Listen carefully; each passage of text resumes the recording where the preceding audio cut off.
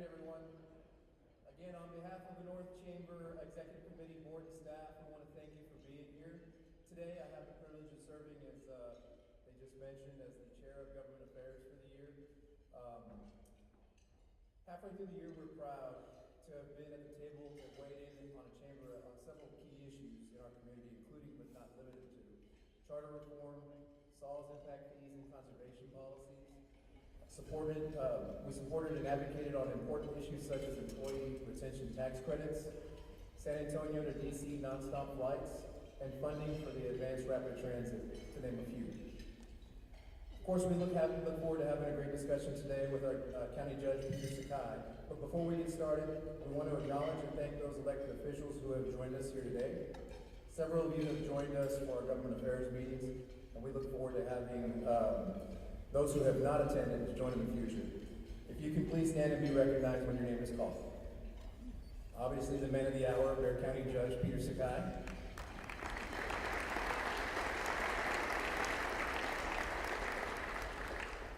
Bexar County Commissioner Precinct 3, Grant Moody.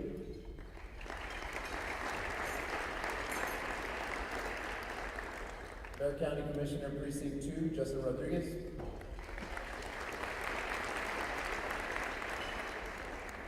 City Councilman District 9, John Courage.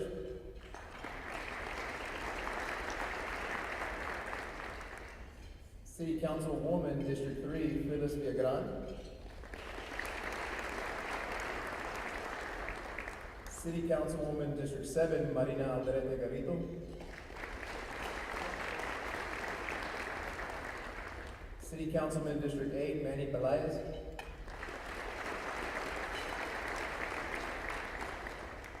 City Councilwoman District 6, Melissa Cabello Happy.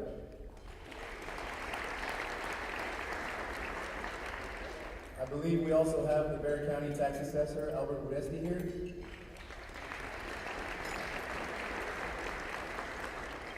The Mayor of the City of Live Oak, Mary Dennis.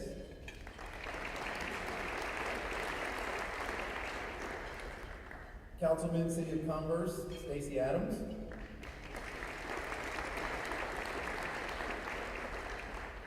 Bexar County Sheriff, Javier Salazar.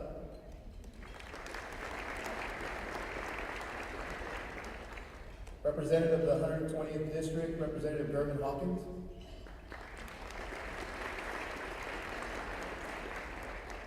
Representative of the 118th District, Representative Lujan.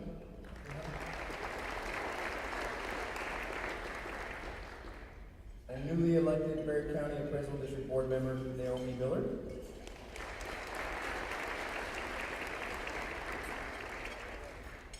And we have from the County Manager David Smith, and I'm not sure if he joined us after all, but City Manager Eric was supposed to be here, so give everybody a round of applause.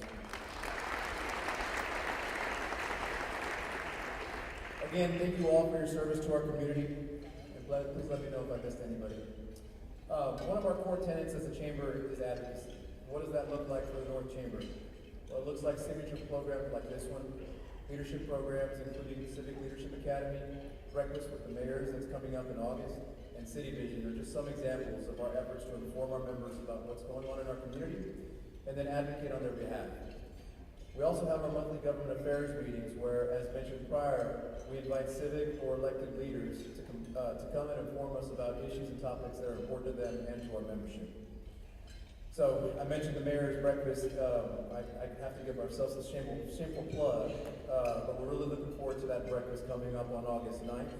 Information about the event can be found using the QR code in the program. We have currently 11 mayors committed so far, so please help us get the word out. So finally, I'd like to introduce my friend and key member of the North San Antonio Chamber of Commerce Board of Directors and Executive Committee, Chris Corso. Chris, why don't you come up? Chris has done an amazing job chairing our workforce committee the past couple of years, but more importantly for today at least, he's here representing our title sponsors, George General Contractors. So let's all give George a big thank you and let's give Chris a welcome.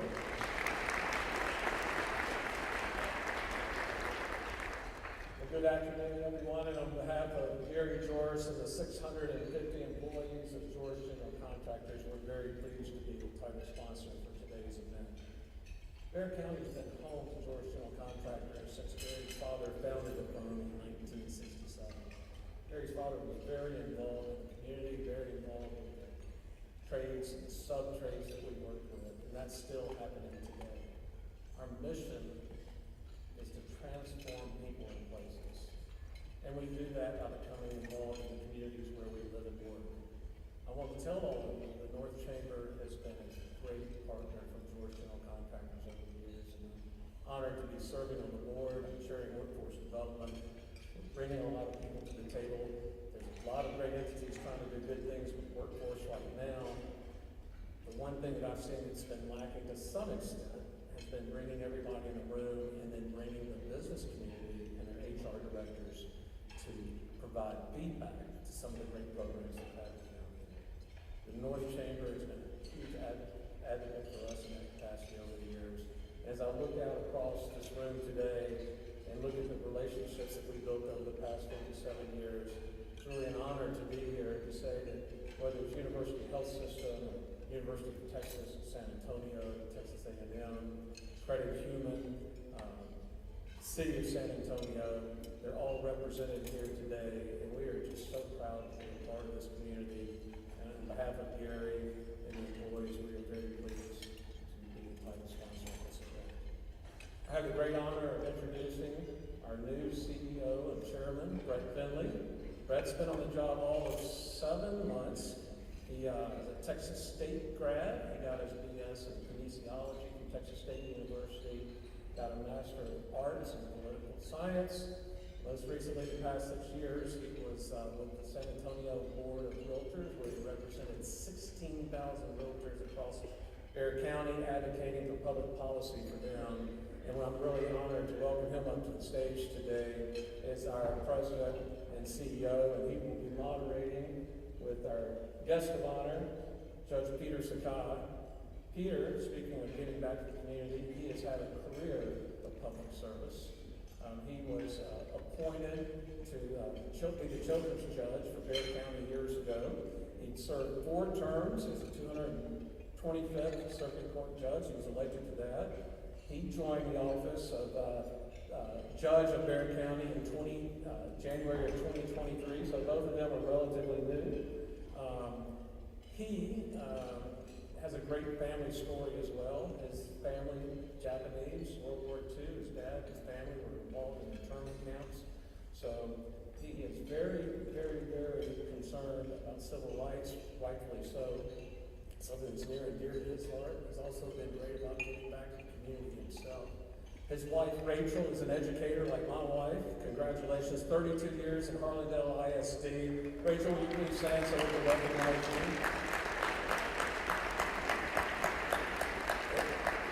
My wife said, be sure and let everybody know that she's doing God's work. So thank you for what you've done in Harlandale. I noticed we had the opportunity to build the University Health System, their new women's and children's tower. We had Jim Adams in the audience today. Jim's chairman of the board of the University Health System. He and his wife celebrated Jim's 65 years of marriage, and y'all are graduates of Harlandale ISD, so thought I would put a plug in for him as well. So without further ado, I'm going to ask Judge Sakai to come up, and let's get this thing kicked off. And again, we're so grateful to have you all here today.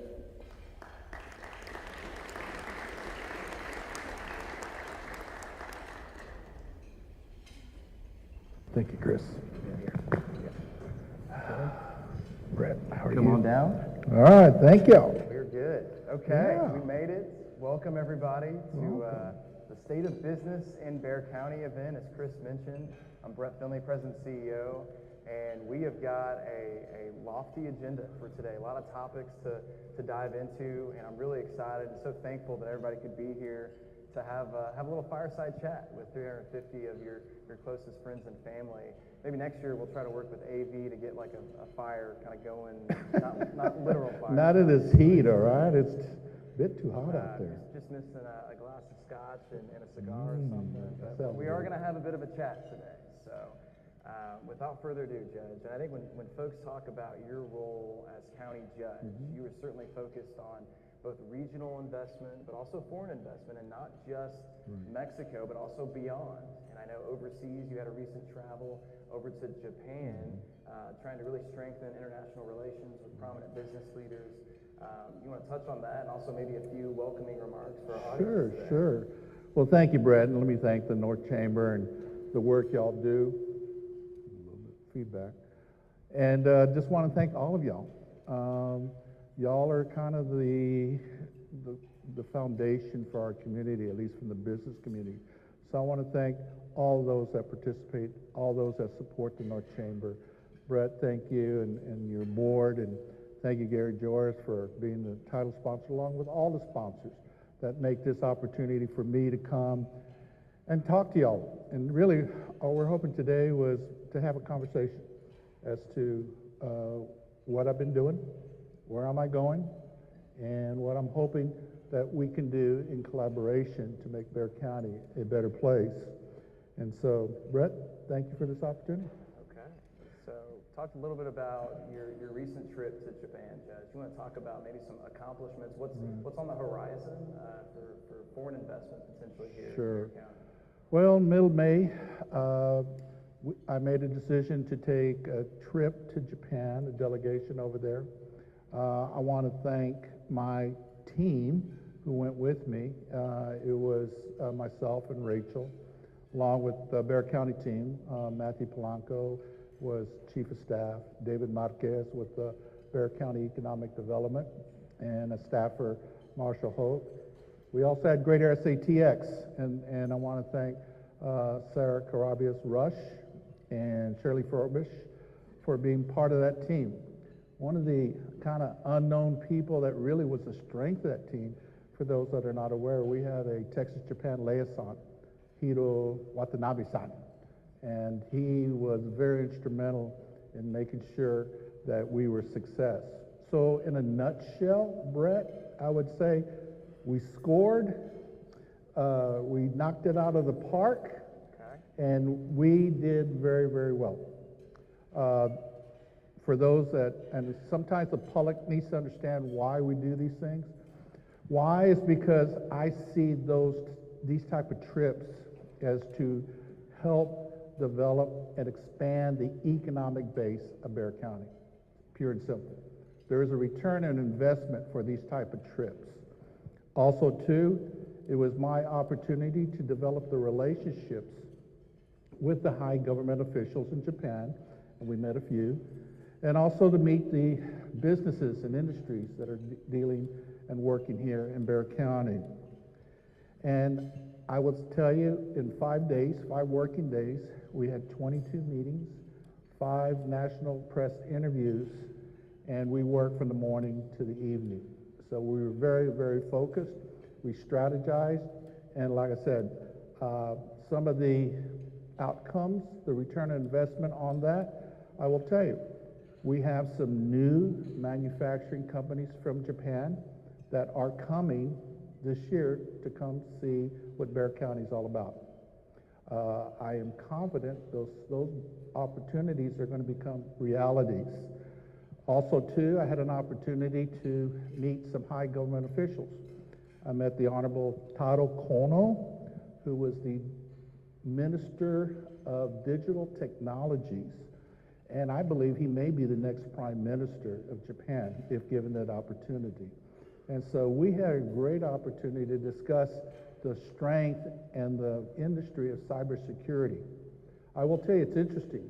Japan doesn't really they really, both in the private and the public sector, really didn't have that issue, so to speak, with cybersecurity. I don't know if that's because they haven't had issues or it's not a high concern, but I wanted to make sure they understood that cybersecurity was an integral part of our economic base in Bexar County, especially with UTSA being one of the leading institutions for cybersecurity in the education and the 2 buildings they're building right there by the courthouse. And so one of the things I think I was able to plant a seed both in the government and in the private sector was, you better take care of cybersecurity. cybersecurity is something you need to integrate into your business models as you come to the United States. Also, too, had a great conversation with the governor of Aichi Prefecture, Governor Omura, and he has a great relationship. That's where Toyota Japan, the corporate headquarters, is located. And one of the things that we committed to was to continue a United States-Japan student exchange. And so I'm looking forward, working with Rachel, to see how we can become closer in the relationship. Obviously, this trip, by coincidence, came after I was invited to the Prime Minister Kishida's joint address to Congress. And I also used his address to tie back to Bexar County, which is the U.S.-Japan relationship is not as strong, but it's going to need to be stronger. And they're going to really look to link more. So I took that commitment that Prime Minister Kishida had to take it to the private sector to say, we need to do even more. So I'm excited about the seeds I planted, so to speak, the opportunities that I was trying to let the Japanese industries, especially in the manufacturing world. And so finally, I think, Brett, what I really wanted to accomplish was this. I wanted to build consensus and build an understanding with our partners there in Japan. I wanted to deepen that relationship. I'll be real blunt, I'm a Japanese American, so it gave me tremendous leverage in having those conversations with the officials in Japan. And finally, I wanted to convince Japan and the industries there that it is in their best interest to look to Bexar County, and then from a regional perspective of what Bexar County and the regional, including looking south into Mexico, could create for these business industries. So I think it was a tremendous success. That's fantastic, Judge, and thank you for your, I think, intentional leadership. I know you mentioned cybersecurity. We talk about Military City, USA, but I don't think a lot of folks know we've got over 16,500 cybersecurity professionals right here, second largest hub of cybersecurity in the United States outside of Washington, D.C. I see Jim Pershbach back there with Port San Antonio, Lockheed Martin. I know they've got room for growth with over 15,000 square feet of facility space to bring in potentially new employers. They're aggressively hiring as we speak. USAA, I know they're killing off, I think, 1 million and plus cybersecurity attacks in their cyber center on a regular basis, just to say a few things there on cybersecurity. I want to transition. Let's talk a little bit about transportation. We've got the Texas-Mexico Automotive Supercluster. That's everyone's favorite acronym for this afternoon, the TMASC initiative. We've got some top findings about advancing economic growth. This was a strategic partnership between Texas and the four most northern Mexico states. I think in 2013 it was first started. Seen a lot of good work there. Can you talk a little bit about that new initiative, new-ish? Well, one of the things Bexar County has focused on, and I give credit to David Marquez and his team at our economic development shop, was that the county has always looked at the regional perspective of growth, which means look at the manufacturing trail, so to speak, that starts, and I think we have it up on the screen, that starts in Mexico, central Mexico, with the manufacturing plants in there, literally comes to Laredo and uses I-35 as a trade corridor throughout the country. And so one of the things that I think was important about TMASC and having this study was that we were able to give data-driven analysis to the private sector, and even to the public sector for that matter. But the private sector really need to understand what the opportunities they have to come to Bexar County, and then understand that what we're looking at from a county perspective is how do we tie in the regional concept. And so one of the things TMAS did was give Japan and those officials data, metrics, analytics, so that they could make their cost-benefit analysis. Also, too, we were big on making the pitch from a fact-based data perspective and having the TMAS report as an underpinning of that presentation. And that's the reason why I applaud my team. We were very focused. We were very prepared to address the needs of each company we talked to. We were very, very intentional with that. And then two, I pitched as the county judge about collaboration, how I am making a special effort that city, county works together on these type of issues of bringing corporate opportunities to our community. I also told them that I work with the county judges, my counterparts, all in South Texas. I'm going to continue to look at things from a regional perspective. And so what I want them to understood is it just wasn't a sales pitch of Bexar County. This was an opportunity that they had to come to expand and establish a corporate base. Ultimately, I was also pitching they need to bring their corporate headquarters. They need to be physically located in our county. And so I'm convinced that the business growth that this initiative and the trip to Japan will increase the economic base of Bexar County. And so the TMAS was an example of having the data. And I think, I'll be honest with you, we didn't go try to pitch them the world. We gave them the facts. And we left it saying, read it. In fact, I believe the TMAS report is on all your QR codes. I want to make a shout out for that, to say if y'all want to see that report. And we also put it in Japanese so that there was going to be no issue of interpretation or what. I will tell you, in a couple meetings, we really did a deep dive in that TMAS. They really wanted to go, what do you mean Mexico to Laredo to San Antonio and on up? And so one CEO literally got on and just started going on the map, going, where does this all go?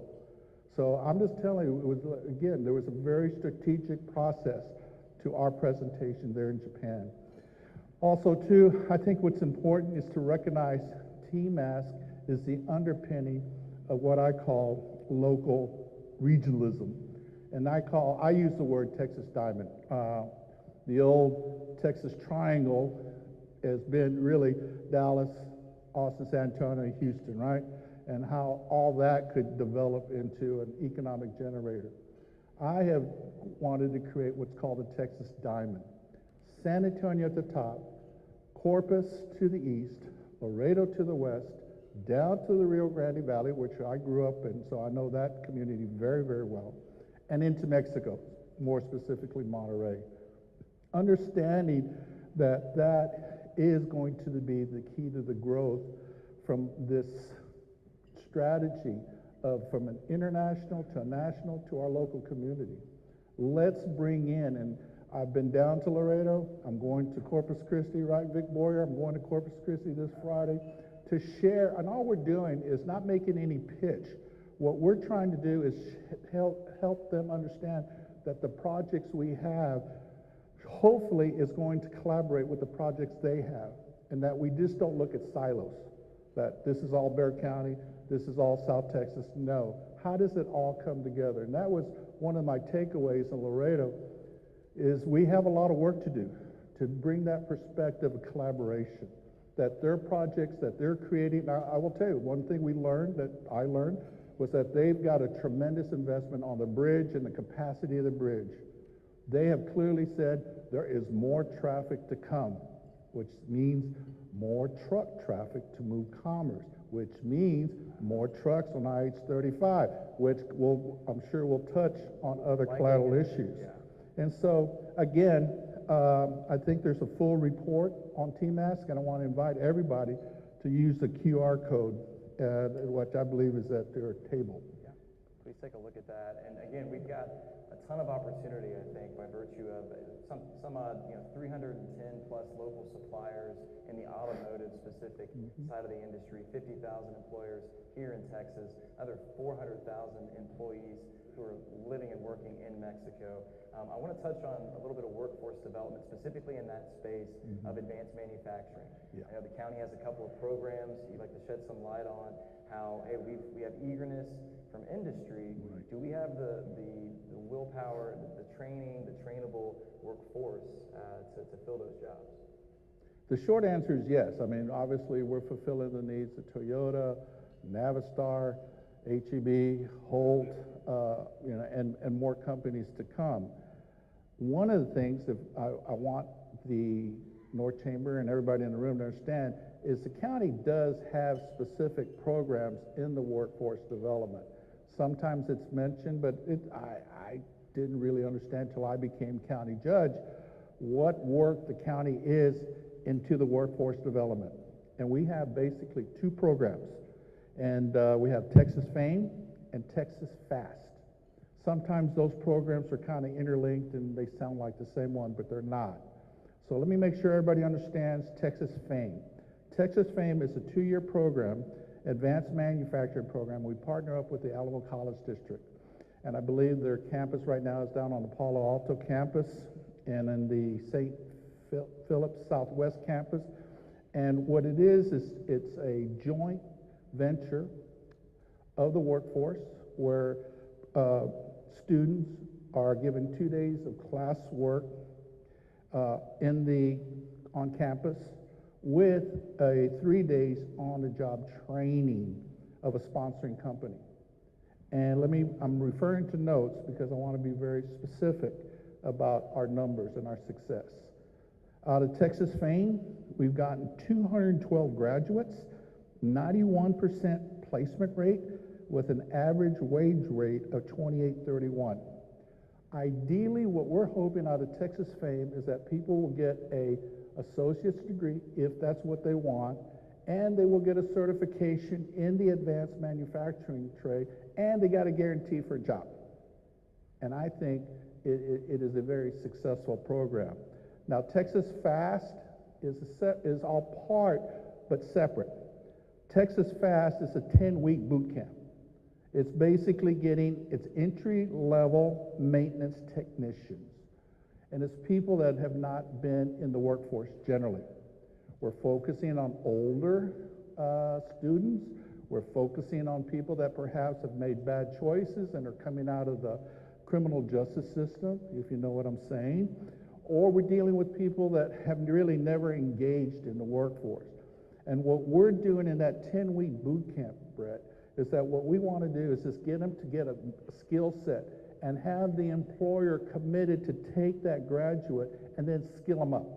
In other words, the company will really then engage in a full-time workforce development program for them. Numbers, 121 Texas Fast graduates, 88% placement rate with an average hourly wage of $26.78.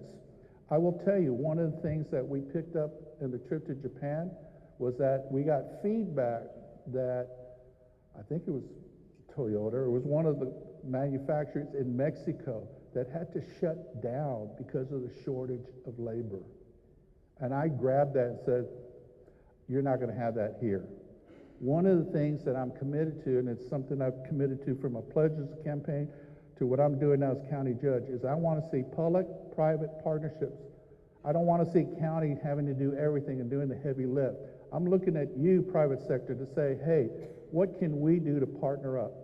And then bring in the other public institutions, such as Alamo College District, such as the public school districts. Anybody that has and funnel people into the skilled workforce. The other thing is, and I'll say it on the record, I want an employer-driven program. I want the employers to say what they need and what are the attributes, the skill set they need. And then, like I said, we have a program that can really put people on a career path with Texas Fame, have an associate's degree. I would assume some people may decide they want to go back into get a higher degree of a bachelor's or a master's, and so that they can move up. But we want to get them into the advanced manufacturing training programs. And so that's where the county's at. And I think it's very successful, and I am committed to expand that, especially from an employer-driven program. That is, I think from a chamber perspective, Judge, any employee-driven program as it relates to workforce development, hey, that's our love language, so we're right on par there. So you mentioned I-35, and I know you've been strengthening relationships not only across the seas, but also here with your counterpart, Travis County Judge Andy Brown. And passenger rail has been a topic of maybe a little bit of the past, but maybe reconstituted. We're still trying to work on some things. I want to kind of glean your optimism on a scale of like 1 being it's a pie in the sky, there's no way it's going to happen, to 10 being, hey, look, like we've got some momentum here and it's absolutely a certainty. Are we somewhere in the middle right now? How does passenger rail, what's the outlook right now on the optimism scale? Let me say this. I think it's going to happen, but it's going to be a slow, methodical process. One of the things, let me kind of give you the background with Judge Andy Brown and I, so that you understand this relationship that we have. Obviously, the Spurs have to come to the Commissioner's Court, and I know Commissioner Moody, Commissioner Rodriguez yell in the room. You know, they need permission by the way, I'm the landlord of the Spurs, okay? And I mean that in a positive way. They had to come to the court to get 2 games in Austin, and we had to get permission. And we got some pushback. There was some public, why are you giving them permission? The Spurs are leaving. They're going to go to Austin. And I had to put the brakes on that. So in my conversations with Judge Brown, out of this particular incident, I told him, hey, are you taking my Spurs? And he goes, no. Okay, will you say that publicly? He goes, yeah, I'll say it publicly. Okay, do we have a shake of the hands? And I'm a shake of the hand kind of guy.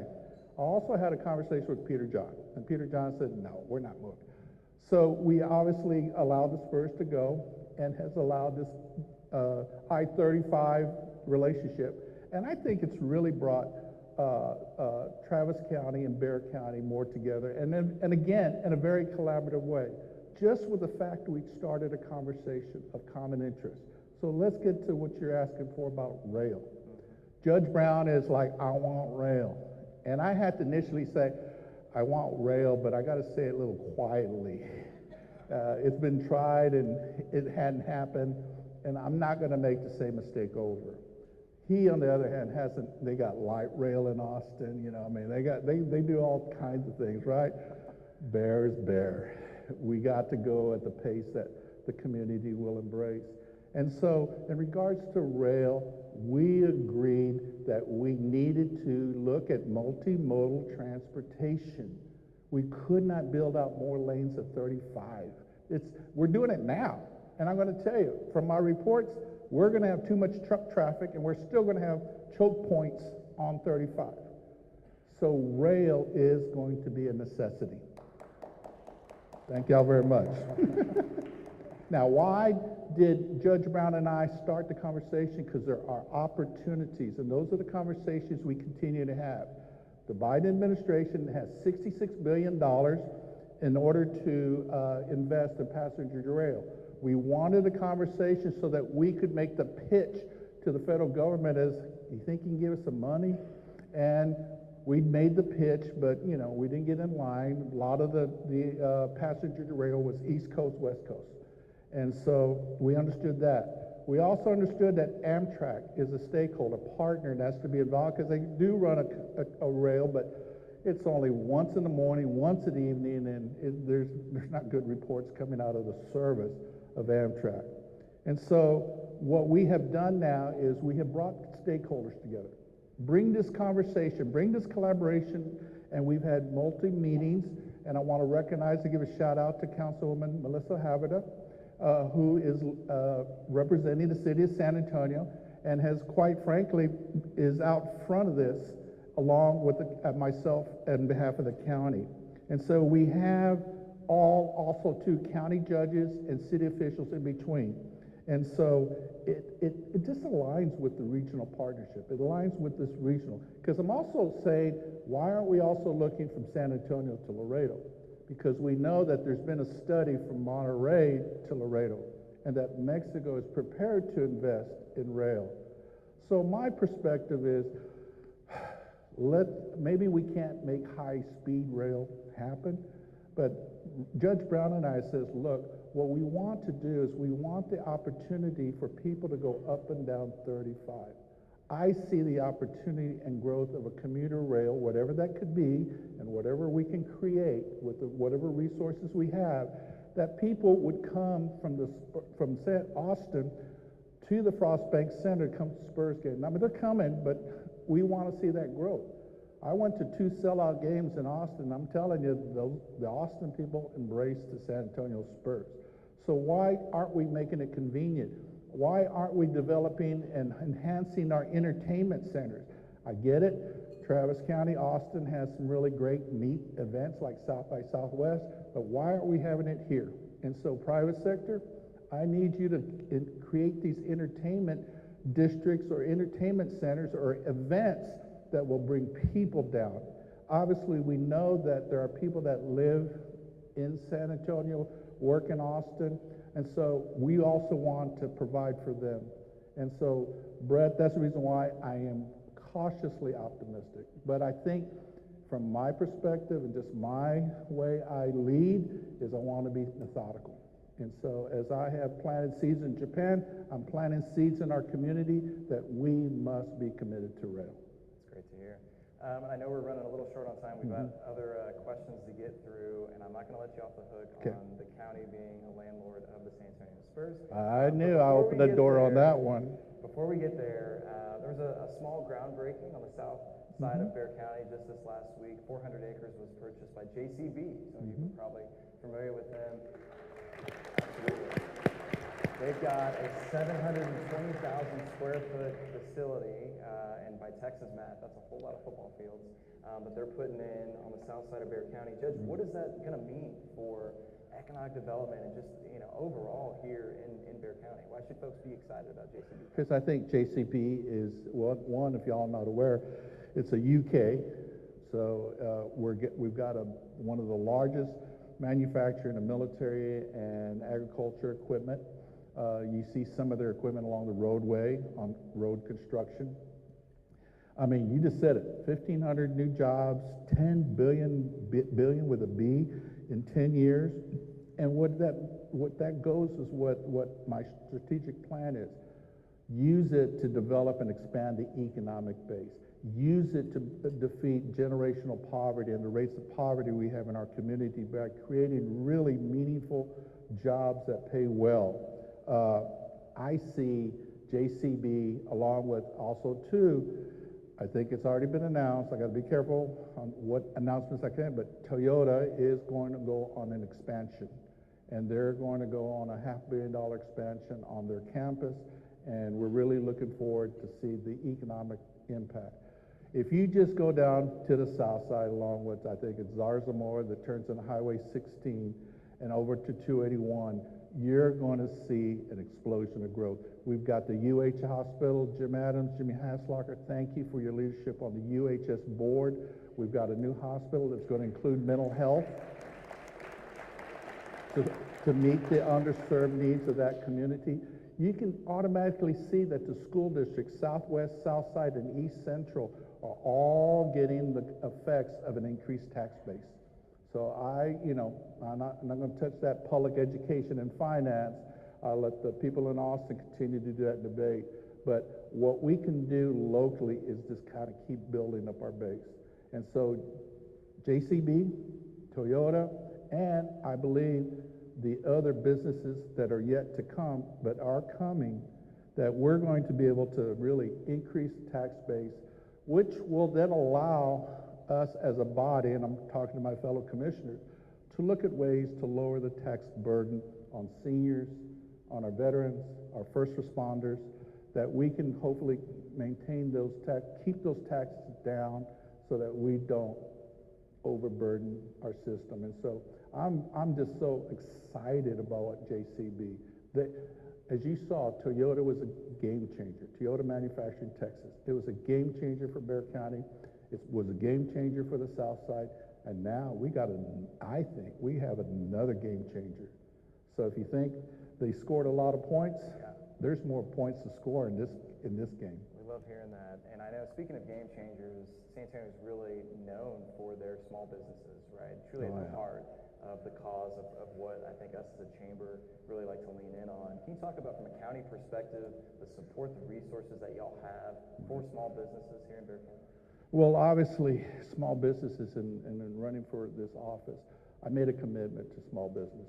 I knew some of the big projects that we just mentioned they were going to happen, or we really had momentum there. We need to continue to focus on small businesses. I really believe they're the heart and soul of our community, including all the mom and pop operations. And so one of the ways I want to help them is for county government to be more accessible, to be more transparent, to be more accountable, to be more user-friendly, because they need the resources to develop. In light of that, I will tell you one of the big initiatives I'm doing right now in regards to county government, I really want a big upgrade in county procurement. We're still stuck in a lot of the old ways, so to speak, in old systems. And so I really am pushing our county procurement to really be more streamlined. I'm also committed, and I believe Renee Watson, who I was with an event last night. We were, and let me get my notes, with the Associated General Contractors of America, the local San Antonio chapter. We had graduates, about over 24 graduates of small business being certified in order for them to enter the job market and be vendors with Bexar County and to understand the process. And so those are the things the county's committed to. Small women, minority-owned business enterprises with Renee Watson in charge of the San Antonio Business Enterprise Department. I'm really proud, and I don't know if he's here today, but one of our new county department heads is Art Reinhardt, who heads up our Public Works County Engineer. I was really proud that we provided a public input on that appointment. And I hope people learn to appreciate it. I really wanted the community and especially the business community to tell us who were the best people to become part of Bexar County government. And Art really has done a great job of trying to open up and making public works a more public-friendly, private sector-friendly. So all I want to do is encourage all of y'all to go to the county. We have our vendor portal, especially for your commitment or your small business members. Let them understand, and perhaps there's more training to do in order to let the small business community grow. I want them to grow along with the large businesses that are coming. They both have to be rising up at the same time. That, to me, is going to be a big accomplishment, and I'm confident we're going to get there. That's great to hear, Judge. And I know from the Chamber's perspective, there's been a great deal of receptiveness from you and the county leadership, hearing and gaining that feedback from small business owners to say, hey, look, this is where the support we're needing, this is where maybe the mark isn't being hit, and let's adjust accordingly. Well, let me just quickly follow up. I know that we're short on time, but one of the things that we passed, and I want to give credit to the court and to the commissioners, we established a construction bonding assistance program. I think it's the only one in town, so to speak, where we're going to expand through county assistance the ability to assist contractors to build and expand their bonding capacity, which means they'll learn to compete at a higher level. That is something I'm really excited. I really want to see the results, the ROI on that program, because I think that's a game changer. Also, too, and I think some of y'all may be involved, especially in the public institutions, is our Supply SA. I think former Mayor Secretary Cisneros has headed that opportunity to look at procurement from an entire community perspective. I think we've got 14 plus governmental entities, public institutions that have all signed on to make the procurement process. So as I'm working on county, we are working in part of that. And I think David Smith, our county manager, has been the leader on the local level from the county perspective of having how business gets certified, how do business know about the opportunities. And so again, that's another exciting initiative that the county has led. Let's go a little bit further down the question board here on anything else that we haven't covered. And we've got, in addition to economic development, your stated priorities of public safety, public health. I know you touched on the new hospital development. We've actually got Mr. George Hernandez, the president and CEO of University Health here, as well as Mr. James Adam, chairman of the board of managers for Bexar County Hospital. Can you talk a little bit about on the public safety side and public health aspects, some of your focus points in that? Sure. One of the things as running for this county judge, obviously I brought a skill set being a judge in the court system about our justice system.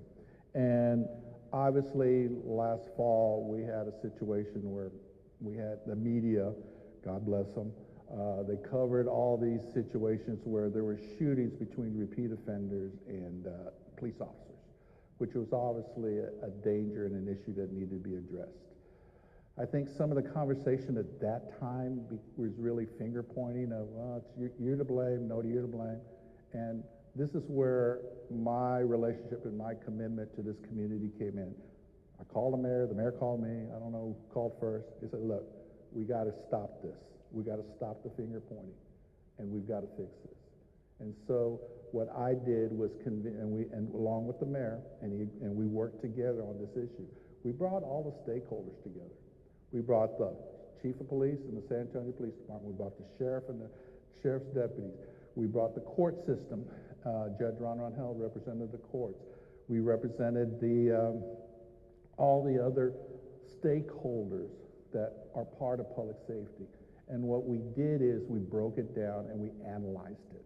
And I have my A team, my staff. Cynthia Koss was really my leader on that initiative. And we basically put a public safety plan together. We put, I think, as I recall, my notes show about 3 dozen steps that we all adopted as a group to help bring and tighten up the criminal justice system. And I truly believe that we, as a result, we are keeping our communities safe. I know there are things that happen, and I continually have conversations with the sheriff. I have continual conversations with the chief of police. What do we need to do? And so we tightened up some of the issues of release of especially repeat offenders. We looked at whether our magistration system needed to be tightened up, so to speak. The use of our personal bonds, our electronic monitors, all that kind of got looked at. And so what I want the public to understand, and it's an ongoing issue even right now, the public is safe because we have committed, elected, and appointed officials who want to do their very best. What we need to learn to do is we need to learn how to work together and to communicate, and then, and as Commissioners Court or City Council, and I know we have City Council, how much do we invest in that? Because it takes tax dollars to make some of these projects and steps work. And those are the tough decisions we make in light of the tax relief people are asking for. Yeah.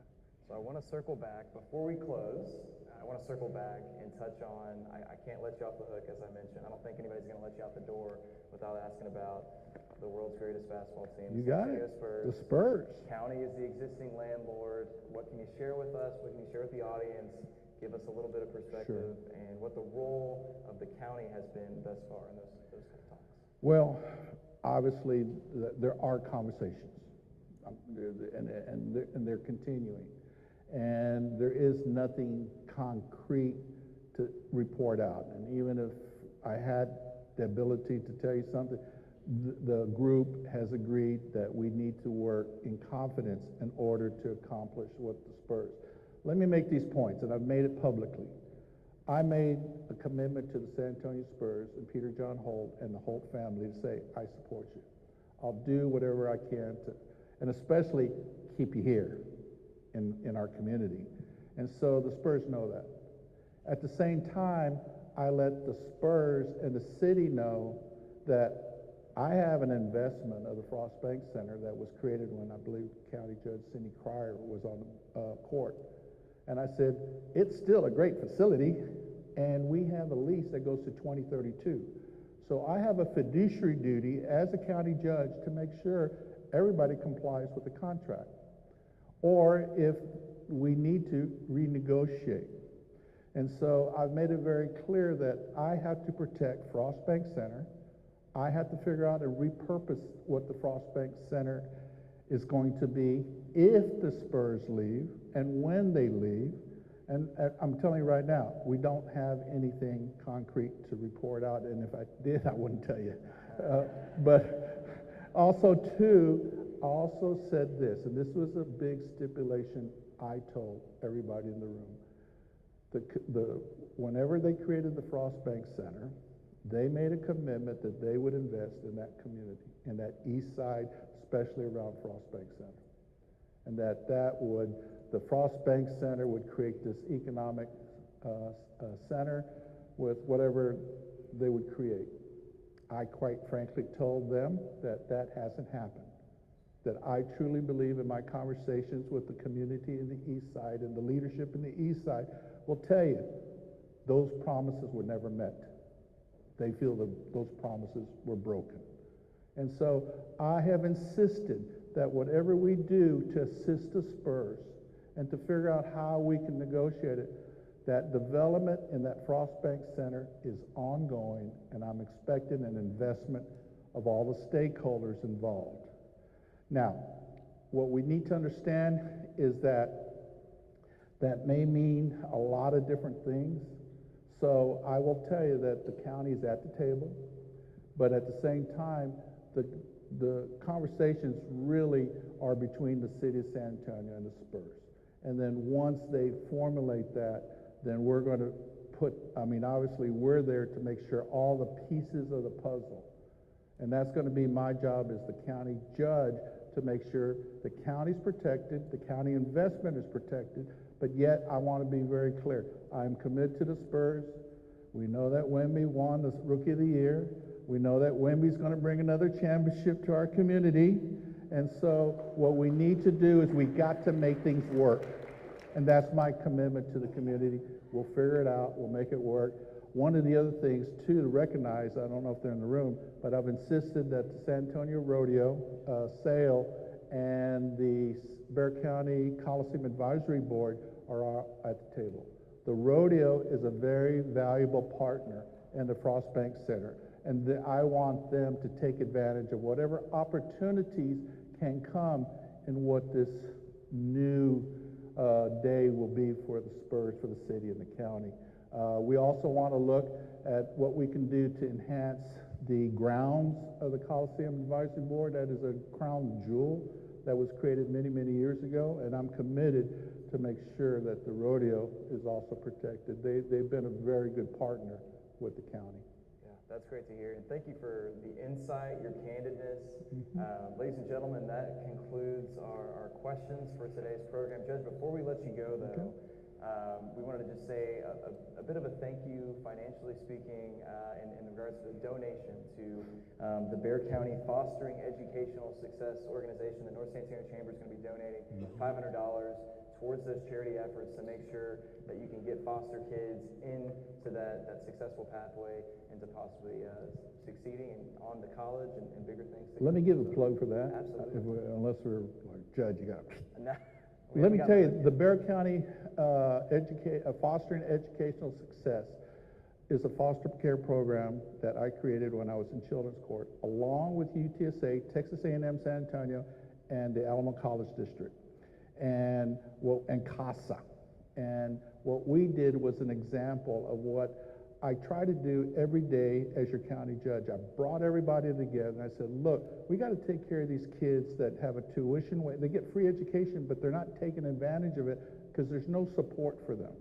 And I just want to applaud Dr. Amy, and more importantly, Miss Peggy Amy, the First Lady of UTSA, that we took it and we have a program that is, I'll be honest with you, people all over the country want to know, how did you create this? And we didn't create it by county, city. We created it by everybody coming together and figuring out what we could do. It's one of the most successful programs I've ever put together. It's something I'm very proud of, and that's an example of what I hope to bring to the county. Let's fix things. Let's sit down, roll up your sleeves, and let's figure it out, and we come together and collaborate. And I continue to do that as I serve as your county judge. So thank you, Brett. And more importantly, thank you for the flowers for Rachel. I probably would have gotten a little static at home going, how come you didn't give me flowers? And so thank you for what you do. Absolutely. Thank y'all for what y'all do. Thank you very much.